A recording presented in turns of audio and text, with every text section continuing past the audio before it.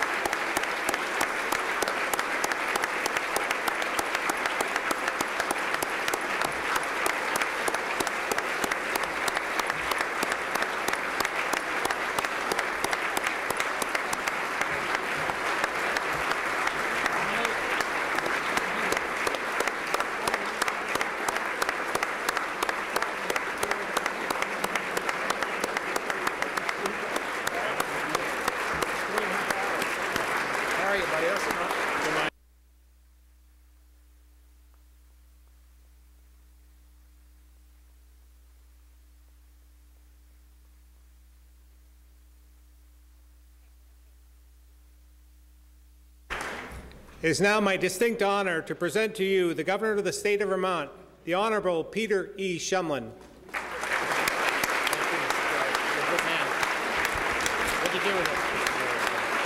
Thank you. Thank you so much. Come on, we got work to do. Thank you. Members of the General Assembly. Thank you, distinguished guests, fellow Vermonters. Thank you for getting to work so quickly this session. I'm proud of you. This is the earliest budget address in a decade, which enables us to accomplish the important work Vermonters sent us to do and adjourn in a timely fashion. Since my budget is being presented before the official revenue forecast is updated, refinements may be required if projections change significantly. Today, I present a budget that makes the necessary choices to match our spending with Vermonters' ability to pay. This is a balanced budget that protects our most vulnerable, strategically invests new dollars in making Vermont the education state, and builds on our strong jobs future. Last year, we made tough choices and closed a $176 million gap. Today, I present a budget that closes a $51 million shortfall without raising broad-based taxes on hardworking Vermonters who continue to struggle to make ends meet. The budget also preserves programs for Vermont's most vulnerable, our seniors, Vermonters with disabilities, our children, and those who live in poverty. We face two challenges this year: to rebuild this state better than the way Irene found us, and to continue to build on our bright jobs future.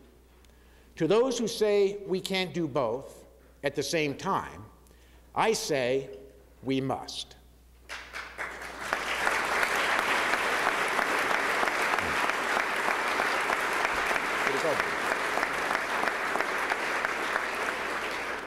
We start by getting credit to entrepreneurs when they need it most.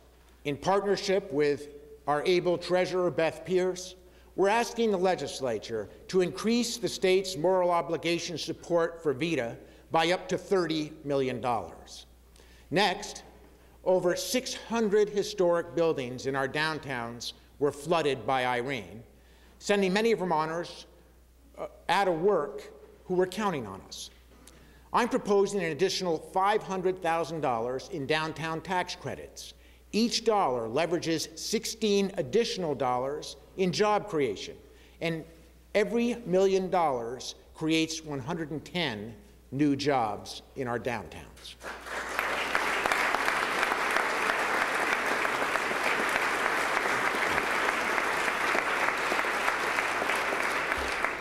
For the municipalities hit so hard by Irene, I recommend we provide assistance in two ways.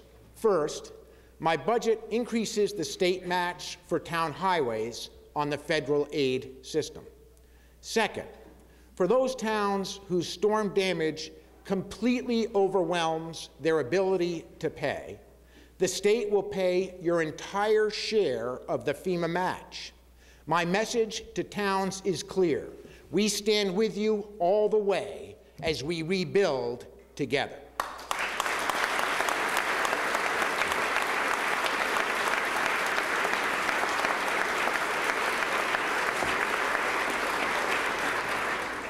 Many individuals and communities are faced with tough decisions about whether to rebuild in floodplains.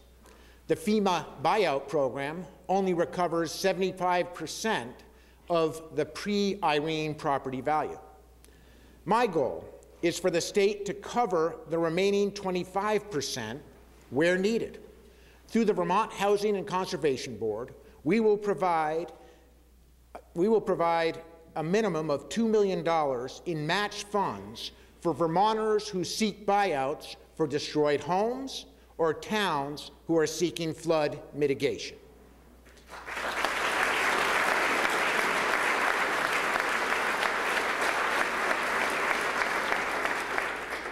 Vermont's transportation infrastructure pre-Irene was crumbling before our eyes.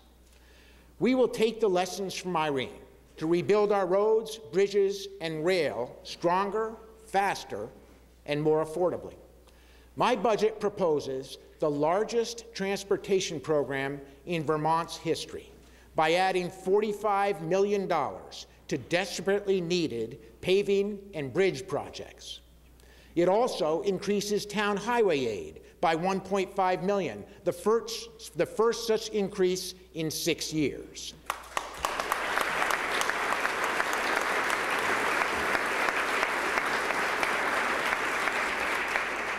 We must turn the devastating flooding at our state complex into opportunity by building efficient, effective, green state workspace for the future. The following principles must inform our decisions as we consider how best to rebuild. 1, when making capital investments of taxpayer dollars of this magnitude in real estate, facts really matter. Weighing the cost of each of our options is critical.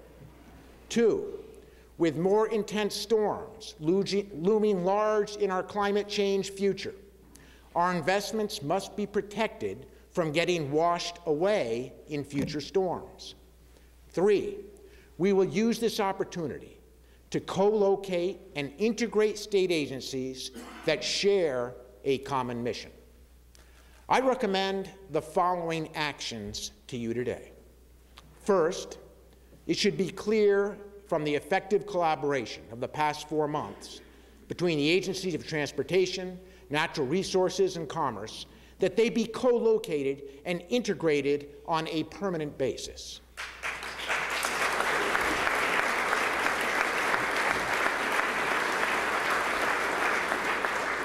It makes sense to consolidate them in the space that we're currently leasing at National Life in Montpelier. Second, the Department of Education is currently functioning in 2 different locations in central Vermont, inhibiting efficiency and collaboration. I recommend relocating the Department of Education to the office building being proposed in the heart of downtown Barrie by Mayor Lozon, Representative Poirier, and others. This action will help revitalize Barrie's downtown and return it to a vibrant center for commerce and job creation.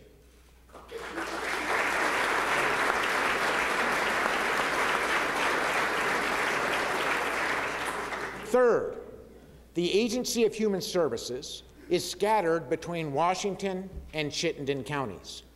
This inhibits our ability to provide seamless and integrated service to the people who need state government the most.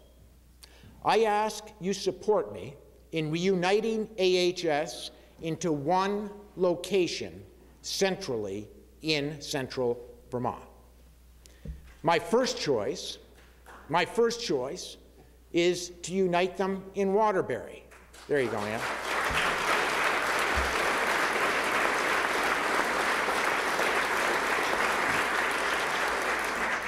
Before we make that decision, we must first ensure that we can keep it dry and modernize the workspace affordably. Rebuilding in Waterbury would be ideal. My administration, working with the legislature, will move as quickly as we possibly can, and our architects and engineers develop the multiple scenarios under consideration.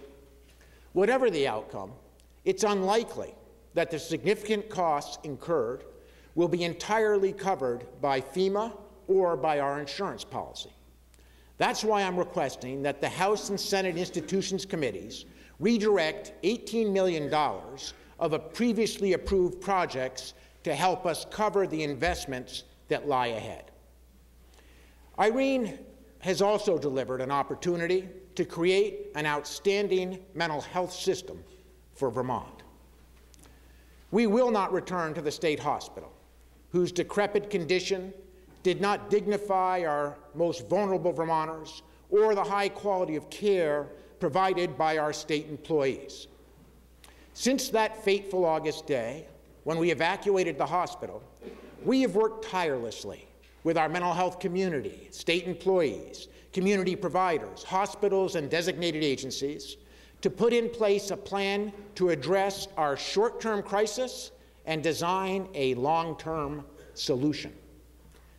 Guided by the simple principle that quality care for patients is our top priority, we will expand community services, increase peer services, enhance hospital care regionally, and build a new state-of-the-art facility.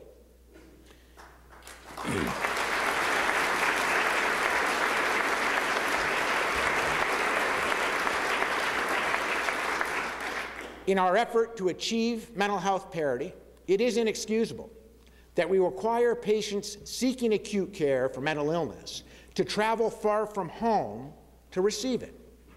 Our plan allows for acute care and community-based care in multiple locations throughout Vermont to keep patients close to home.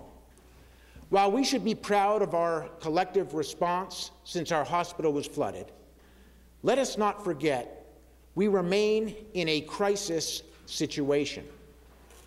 While we have been fortunate to avert disaster or loss of life thus far, that could change at any moment. I appreciate your commitment to address this emergency in an expedited fashion. Your authorization of acute care beds to the Brattleboro Retreat, Rutland Regional, and Windsor County cannot happen soon enough. Vermont's taxpayers will be relieved to learn that most of these costs for fit-up will likely be paid for by FEMA. We must also break ground on our new 16-bed state-operated facility in central Vermont this summer. I'm counting on you to put a bill on my desk by February 17 that implements this plan and moves us from crisis management to quality care. That's what Vermonters deserve.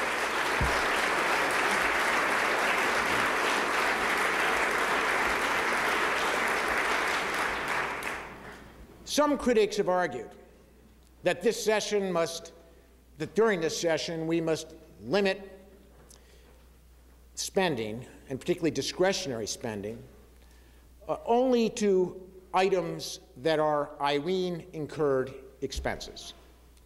I say we must not pit Vermonters against Vermonters. We must not say to our low-income seniors in Springfield that we can't provide heating assistance to keep them warm this winter because Irene didn't happen to impact them directly. We must not tell small businesses in the Northeast Kingdom that they don't deserve support, or a struggling dairy farmer in Swanton that we can't help them stay in farming because they were not impacted by Irene. Pitting Vermonters against Vermonters is not the Vermont way, it's not Vermont strong, and we must not do it.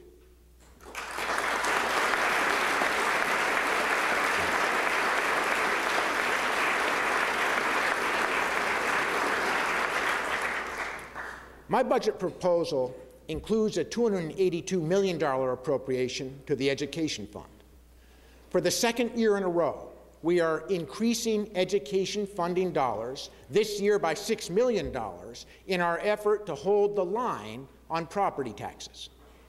Recognizing that in recent years, Vermonters gathering at town meetings have chosen to spend more per pupil than almost any other state in America, I commend our local school boards for holding the line on new spending over the past 2 years, and I urge them to do it again.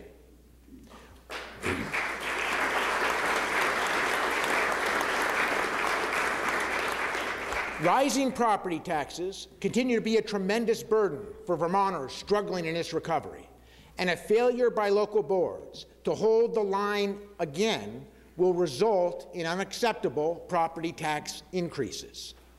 As student enrollments continue to decline, we're finally seeing a downward trend in the number of teachers and staff, which should make funding our local school budgets even more achievable at a flat level this year. I'm a strong supporter of local control. I firmly believe that we in Montpelier should never live under the illusion that we should decide which schools stay open and which schools should consolidate. However, we can save money and retain local control by cutting administrative costs and consolidating supervisory unions.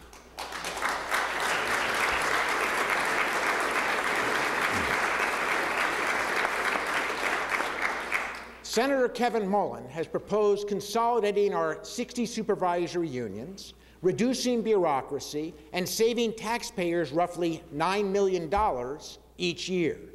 This bold proposal deserves your consideration.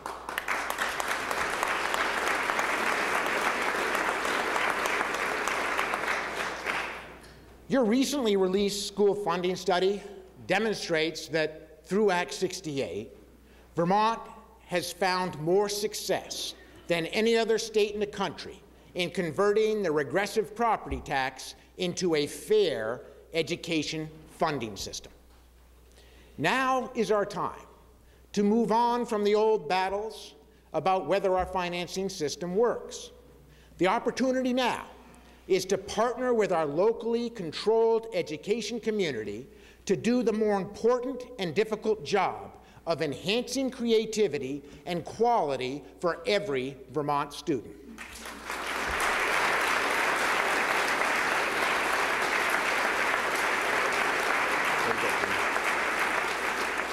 Our challenge is twofold. First, despite our progress in achieving equity, educational achievement continues to stubbornly track family income.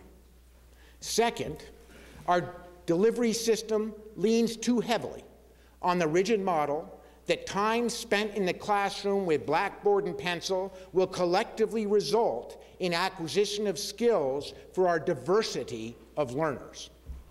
From early childhood education to higher education to technical school, we have among the most innovative offerings in the country. By creating a seamless system that allows each student to take advantage of these offerings, we will achieve excellence. However, we have to have the courage to do some things differently. We must start by elevating the Commissioner of Education to the Secretary of Education appointed by the Governor.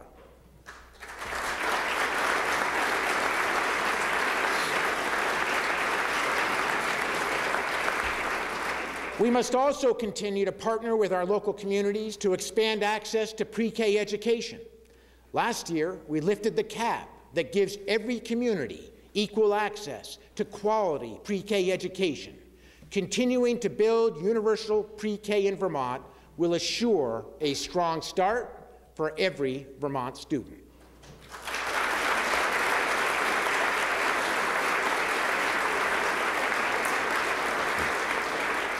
Flexibility is critical for all students, and I strongly believe that expanding our limited school choice for all of our public high schools in Vermont will enhance innovation.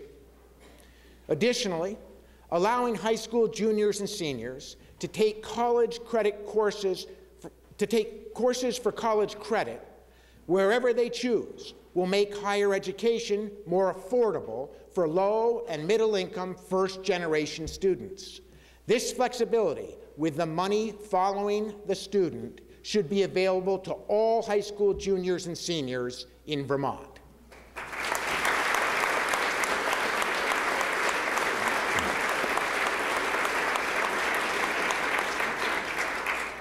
In my travels to businesses across this state, I hear consistently a similar story.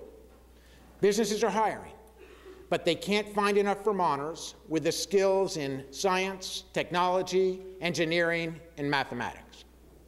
To address this growing problem, I propose an $8 million innovation investment in the University of Vermont and the Vermont State Colleges.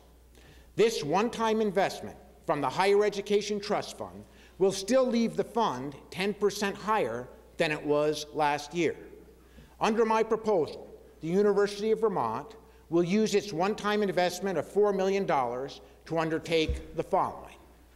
1, expand successful university partnerships, giving seniors the opportunity to get hands-on job experience with businesses and nonprofits.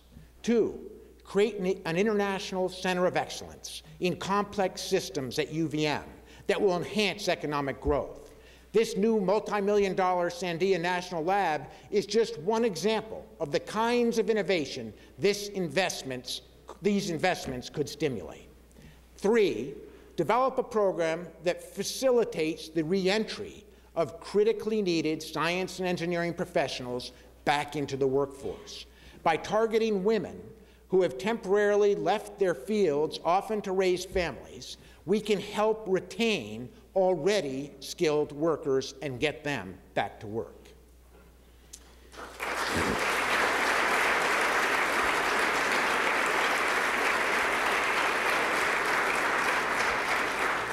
The Vermont State Colleges will use its $4 million to, 1, allow more high school students to enroll full-time in college during their senior year, saving their families money and getting a head start on finishing college. That's incredibly important.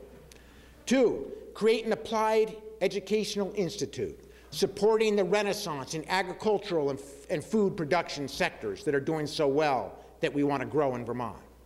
And 3, improve access to CCV and VTC in southern Vermont by supporting a consolidated academic center in downtown Brattleboro. Both CCV and VTC, the School of Nursing, now are operating in antiquated leased space. This investment will be an economic shot in the arm for downtown Brattleboro, which has been hit hard by fires and floods.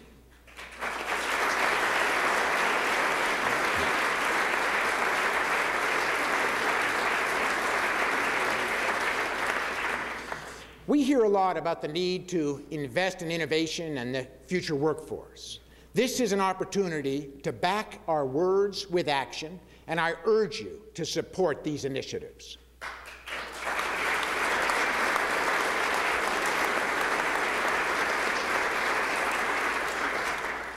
To build jobs, we know that strong, coordinating marketing efforts of the Green Mountain State, led by the Department of Tourism and Marketing, works.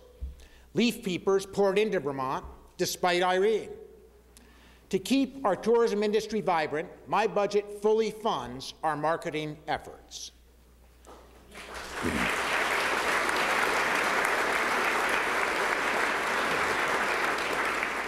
Manufacturing in Vermont is showing signs of life.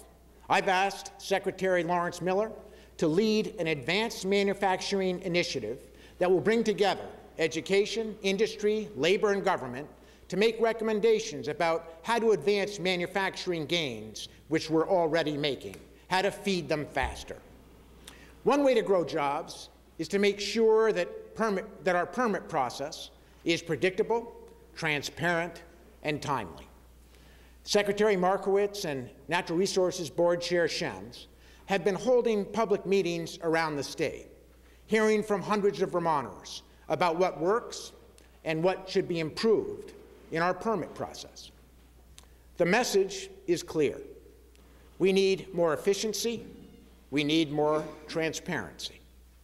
Under Act 250, when an applicant or neighboring group makes their case before the local environmental commission, that should count for something. I asked the legislature to require the environmental court to use the commission's record of the hearing to settle an appeal, avoiding the costly and inefficient process of starting all over again.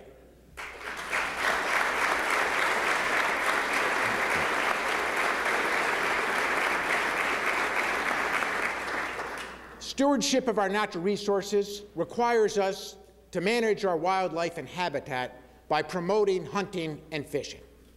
Hunters and anglers have been the backbone of Vermont's fish and wildlife conservation efforts for many, many years.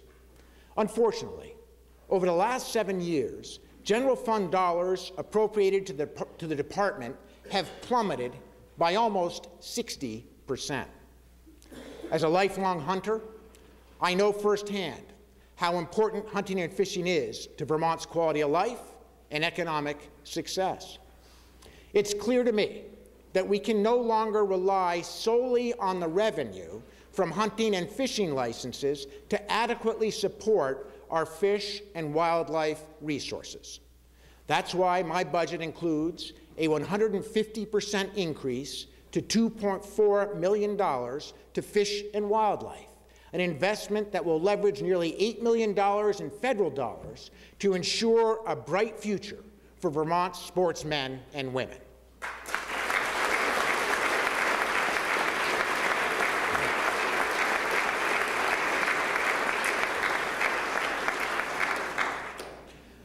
One year into our war on recidivism, we are seeing progress.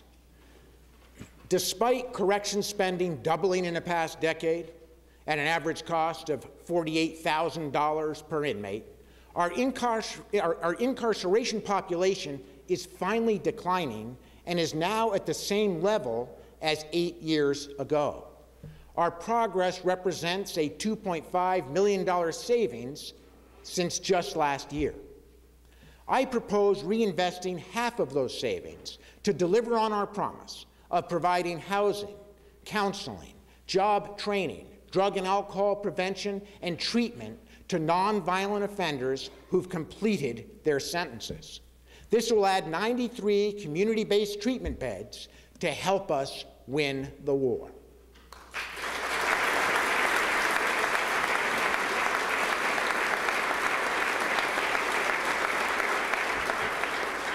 Our fight against prescription opiate addiction is directly related to our war on recidivism. There are 3 components of addressing this growing epidemic. The first, as I outlined last week, is giving law enforcement access to the prescription drug monitoring system. Second, our Department of Health is creating a cutting-edge system that will increase substance abuse treatment for the many Vermonters who so desperately need it. Third, we'll work with our prescribers to help them implement best practices to responsibly dispense addictive opiates in the state of Vermont. A final word about my budget proposal. Last year at this podium, I called on the legislature to raise our reserves to 8% as soon as we return to better times. As a first step towards that goal, I am recommending a down payment of $3.1 million to the stabilization fund. Should revenues exceed our forecasts in future years, I will insist that we go the rest of the way to fulfill this important commitment.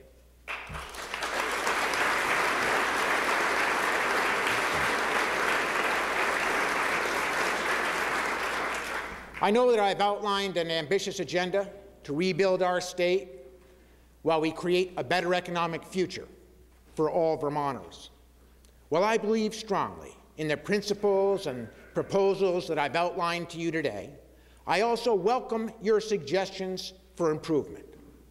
This year, as last, we will work together in a bipartisan spirit to do our very best for the state we love. Thank you so much. Let's get back to work.